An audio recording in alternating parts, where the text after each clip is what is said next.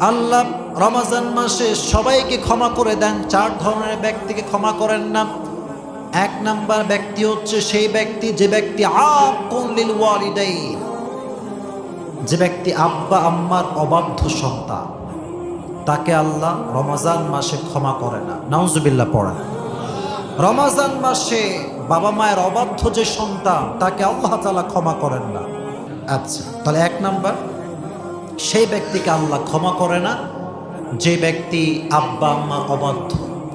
এজন্য যুবক ভাইয়েরা, তোমরা যারা এসেছো, ইভেন যাদের আব্বা আম্মা বেঁচে আছে, সবাইকে আমি অ্যাড্রেস করে কথা বলছি। প্রিয় ভাইয়েরা, সকলেই ট্রাই করবেন আজ থেকে আব্বা আম্মা যা বলবে এটার বাইরে আর যাবেন না, ঠিক আছে ইনশাআল্লাহ? আব্বা যদি বলে ডানে যাও, আপনি যাবেন বাম দিকে। বলেন যাবেন কোন দিকে? ডান দিকে। শোনেন, আপনি মনে করেন না যে আপনি বিশাল বড় পণ্ডিত, না। ওই পণ্ডিতগিরি আমিও করছি, বহু জীবনে করছি। মনে করছি হায় রে হায় হায় হায় হায়, আমার আব্বা তো বোঝেই না, খ্যাত, আমি তো খুব আপডেট সওয়াল করি না এটা।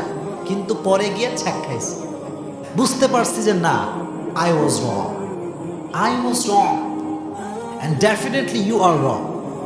যারাই আব্বা আম্মার এগেইনস্টে কাজ করে, তারা লাইফে কখনো সফল হতে পারে না, ঠিক কিনা? হতে পারে না। আপনি ইতিহাস তালাশ করেন আর আপনারা বলেন, আব্বা আম্মা সন্তানের খারাপ চায় না ভালো চায়?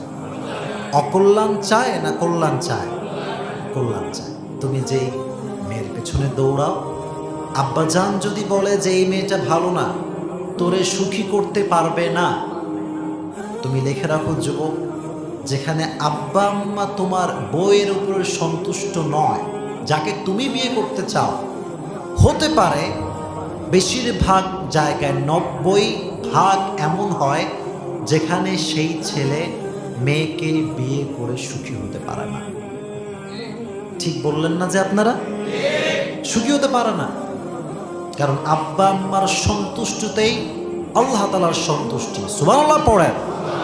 রিজাউর রব্বি ফি রিজাইল ওয়ালিদাইন। আল্লাহ বললেন, তুমি আমাকে সন্তুষ্ট করতে চাও, আব্বা আম্মাকে সন্তুষ্ট করে দাও, আমি আল্লাহ নিজেই তোমার উপরে সন্তুষ্ট হয়ে যাব। সুবহানাল্লাহ পড়েন।